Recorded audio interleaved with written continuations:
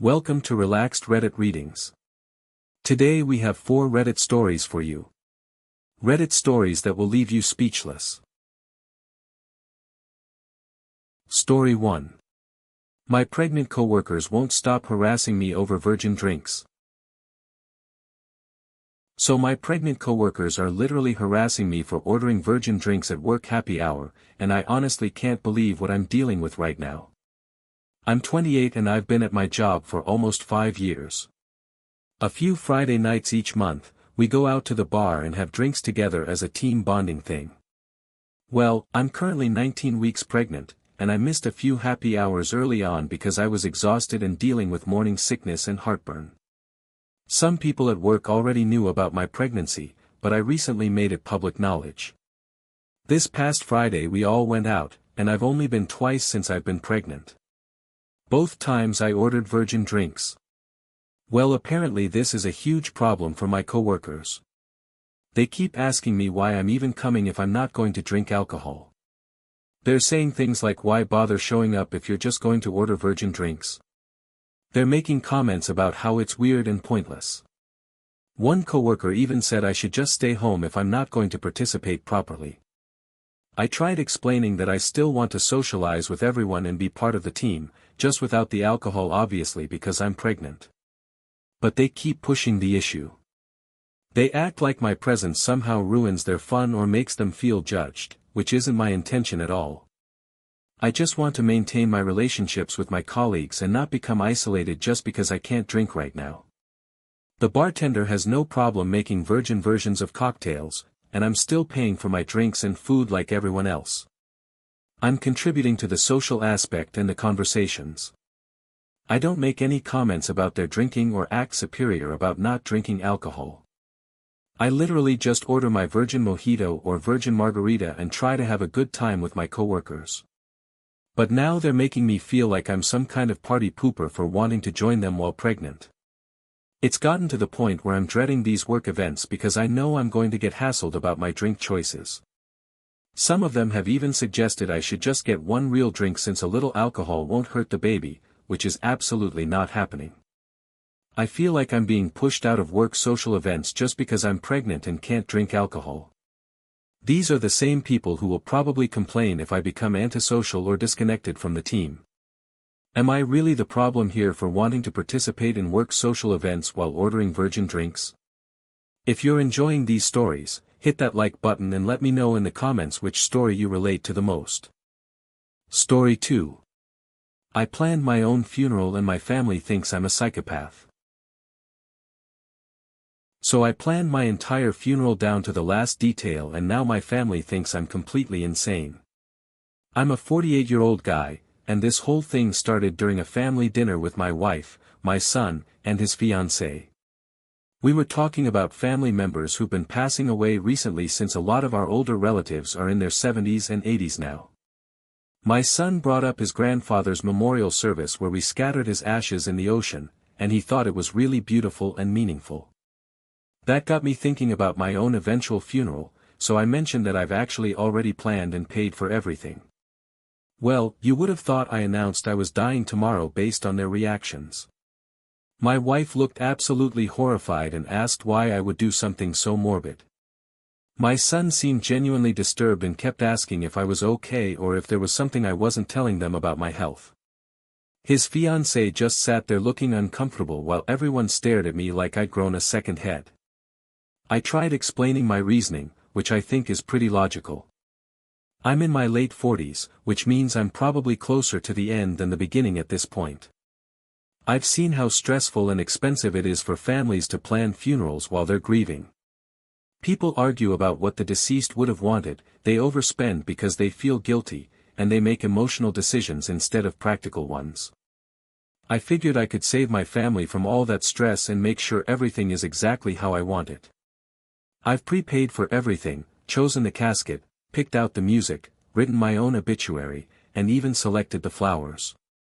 I've got backup plans for different scenarios and instructions for how I want my belongings distributed. Everything is organized in a binder with all the necessary contact information and legal documents. To me, this seems like the responsible thing to do, like having a will or life insurance. But my family is acting like I'm having some kind of mental breakdown or midlife crisis. They keep saying it's creepy and unnatural to plan your own funeral while you're healthy. My wife says it makes her feel like I'm giving up on life or that I know something she doesn't. My son thinks I'm being overly dramatic and morbid. They want me to cancel everything and just let them handle it when the time comes, but I really don't want to burden them with those decisions during what will already be a difficult time. Is it really that weird to want control over your own final arrangements? Story 3. My midnight showers are causing neighbor drama and I'm losing sleep. So I'm in this impossible situation where my midnight showers are apparently ruining my neighbor's life, and honestly I don't know what to do anymore. My partner and I just bought our first home, and we knew going in that the walls were really thin and sound carries, especially from the bathroom. The housing market is so tight in our area that we took it anyway because everything else was perfect for us. Here's the thing though, we're incredibly quiet people. No kids, no pets, we play video games with headphones on, we read, we do quiet hobbies like beadwork. We're basically the ideal quiet neighbors except for this one issue.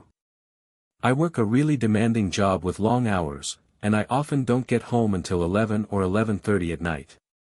I'm usually pretty gross and sweaty from work, so I need to shower before I can even think about relaxing or going to bed. The problem is our neighbor goes to bed super early because he wakes up at 5 in the morning for work. So my necessary post-work shower at midnight is apparently keeping him awake. He's complained to us multiple times about the noise, and I genuinely feel bad about it. But I also don't know what other options I have. I can't exactly go to bed dirty and gross after a long day at work, and I can't change my work schedule. We've tried everything we can think of to minimize the noise. We put down extra bath mats, we close doors softly, we don't slam the shower door, we try to be as quiet as possible. But apparently the water running through the pipes is still loud enough to wake him up or keep him from falling asleep. He suggested I shower in the morning instead, but that doesn't work for me because I'm rushing to get out the door for work, and also I'd still be going to bed dirty, which is just gross and uncomfortable. He's also suggested I shower earlier in the evening, but I'm literally not home earlier most nights. The guy has even looked into getting a white noise machine or earplugs, but he says they don't help enough. Part of me feels terrible because I know how awful it is to have your sleep disrupted, and the guy seems genuinely nice otherwise. But part of me also thinks that when you live in a building with thin walls, some noise is just part of the deal. I pay rent here too, and I should be able to shower in my own home when I need to. We're both just trying to live our lives and neither of us is being unreasonable, but our schedules are completely incompatible. Should I really have to sacrifice my basic hygiene routine for a neighbor's sleep schedule? Story 4. I separated my kids from our dogs and everyone's calling me paranoid. So I made the decision to separate my young kids from our 2 large dogs, and now everyone thinks I'm being completely paranoid and overprotective.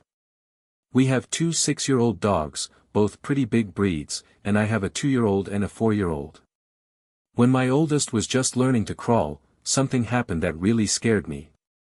He accidentally startled one of our dogs while the dog was sleeping, and the dog woke up showing some concerning signs, lip licking, yawning, whale eyes, all the stress signals that dog trainers warn you about.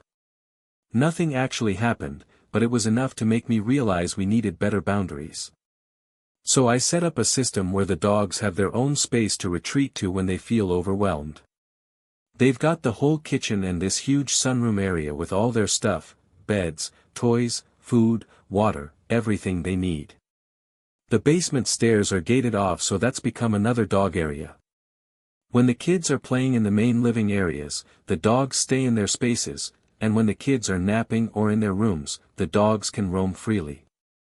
I haven't noticed any concerning behavior from the dogs since that one incident, but I just feel like it's better to be safe. The thing is, everyone thinks I'm going overboard. My family keeps telling me I'm being ridiculous and that I'm treating the dogs like they're dangerous when they're really sweet animals. My friends say I'm teaching my kids to be afraid of dogs instead of teaching them how to interact properly. Even my husband sometimes acts like I'm being too cautious, though he goes along with it. People keep pointing out that the dogs have been great with the kids overall, and that one moment of stress signals doesn't mean anything bad would actually happen. They say I'm depriving my kids of the experience of growing up with dogs, and that I'm making the dogs feel rejected or confused about their place in the family. But here's the thing, these are large, powerful animals, and my kids are tiny. Even if the dogs are 99% reliable, that 1% could result in a serious injury or worse. I've read too many stories about family dogs who were wonderful for years until one day they weren't. I know that most of the time, dog bites happen because of miscommunication or stress, which is exactly why I want to prevent those situations. I'm not getting rid of the dogs or treating them badly. They're still part of the family, they still get attention and exercise and everything they need. I just think it's smarter to manage the situation so everyone stays safe. My kids are still really young and don't always understand boundaries or read animal body language. Is it really so wrong to err on the side of caution when it comes to my children's safety? If you enjoyed these stories, drop a comment telling me which one was your favorite. And if you want more relaxed Reddit readings, make sure to like, subscribe, and hit the bell so you never miss a video. Thanks for watching. If you enjoyed these stories, like, comment and subscribe for more relaxed Reddit readings.